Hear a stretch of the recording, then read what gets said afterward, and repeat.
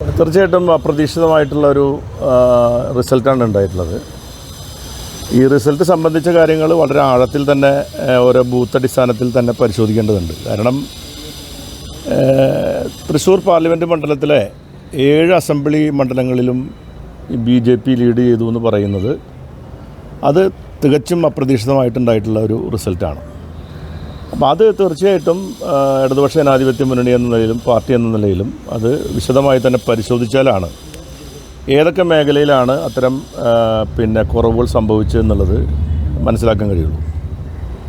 ഇവിടെ കഴിഞ്ഞ 2019 നടന്നിട്ടുള്ള തെരഞ്ഞെടുപ്പിൽ LDF സ്ഥാനാർത്ഥിക്ക് ലഭിച്ചതിനേക്കാളും ഇതുവരെ എണ്ണിയ കണക്ക് പ്രകാരം തന്നെ ഏകദേശം 14,000 വോട്ടുകളുടെ വർധനവ് ഇത്തവണ ഉണ്ടായിട്ടുണ്ട്.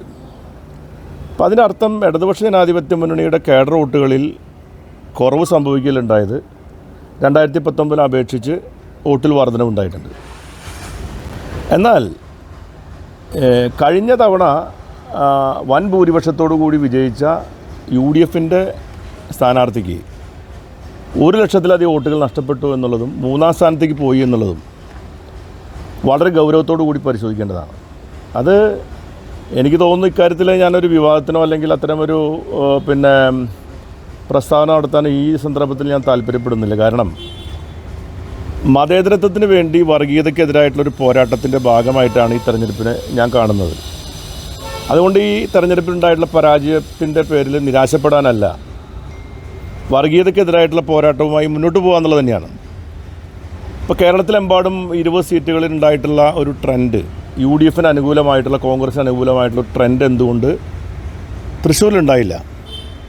അപ്പോൾ അതിന് ഉത്തരം പറയേണ്ടത് ഇടതുപക്ഷ ജനാധിപത്യ മുന്നണി മാത്രമല്ല, അതിന് ഉത്തരം പറയേണ്ടത് UDFും കൂടിയാണ്. അപ്പോൾ ഇക്കാര്യത്തിലൊരു ആത്മപരിശോധന LDF മാത്രം നടത്തണമെന്ന് പറയുന്നതിൽ ശരിയുണ്ടാവില്ല. അത് യഥാർത്ഥത്തിൽ നടത്തേണ്ടത് ഇവിടുത്തെ സിറ്റിംഗ് MP അല്ലെങ്കിൽ സിറ്റിംഗ് MP ഉള്ള ഒരു മുന്നണി തന്നെ അതിൽ കാര്യഗൗരവത്തോടു കൂടി തുറന്ന് അതിനെപ്പറ്റി പറയണം. അതിലിപ്പോൾ പല അഭിപ്രായങ്ങളിൽപ്പെട്ട ഈ ടെലിവിഷൻ ചാനലിലൂടെ നേരത്തെ പല അഭിപ്രായങ്ങളും പറയുണ്ടായി. പല രീതിയിലുള്ള ആരോപണങ്ങളും UDFൻ്റെ ഭാഗത്തുണ്ടായി. ആ ആരോപണങ്ങൾ ആർക്കെതിരെയാണ് യഥാർത്ഥത്തിൽ ഉന്നയിക്കേണ്ടതെന്നുള്ളത് അവർ തന്നെ പറയേണ്ട കാര്യമാണ്. അപ്പോൾ അതുകൊണ്ട് അത് സംബന്ധിച്ച് വിശദമായിട്ടുള്ളൊരു ചർച്ചയും അതിനെ സംബന്ധിച്ച് അടിസ്ഥാനപരമായി കാണേണ്ട കാര്യങ്ങളെല്ലാം മനസ്സിലാക്കിയതിന് ശേഷം കൂടുതൽ പ്രതികരിക്കുന്നതാവും ഉചിതം എന്നുള്ളതുകൊണ്ട് ഞാനത് ഇവിടെ അവസാനിപ്പിക്കുകയാണ്. അതുമായി ബന്ധപ്പെട്ട കാര്യങ്ങൾ ഏതായാലും എൻ്റെ തെരഞ്ഞെടുപ്പുമായി ബന്ധപ്പെട്ടുകൊണ്ട് തൃശ്ശൂർ പാർലമെൻറ്റ് മണ്ഡലത്തിൽ നടന്നിട്ടുള്ള പ്രവർത്തനങ്ങൾ സംബന്ധിച്ച് എനിക്ക് വലിയ മതിപ്പുണ്ട്. അതിൽ ഇടതുപക്ഷ ജനാധിപത്യ മുന്നണി എന്ന ഐക്യത്തോടു കൂടി വളരെ നല്ല നിലയിൽ ആത്മാർത്ഥമായ പ്രവർത്തനം നടത്തിയിട്ടുണ്ട്. ആ പ്രവർത്തനം നടത്തിയിട്ടുള്ള എന്നെ പിന്തുണച്ച എല്ലാ പാർട്ടി പ്രവർത്തകർക്കും, ഇടതുപക്ഷ ജനാധിപത്യ മുന്നണി പ്രവർത്തകർക്കും, മറ്റെല്ലാ ബഹുജനങ്ങൾക്കും ഈ പരാജയം ഏറ്റുവാങ്ങുന്ന സന്ദർഭത്തിൽ പോലും ഞാൻ അവരോട് ഹൃദയപൂർവ്വം നന്ദി രേഖപ്പെടുത്തുകയാണ്. ഈ പരാജയം ഒരിക്കലും ഒരു അന്തിമമായ പരാജയമായിട്ടൊന്നും ഇടതുപക്ഷ ജനാധിപത്യ മുന്നണിയെ സംബന്ധിച്ച് കണക്കാക്കേണ്ട കാര്യമില്ല.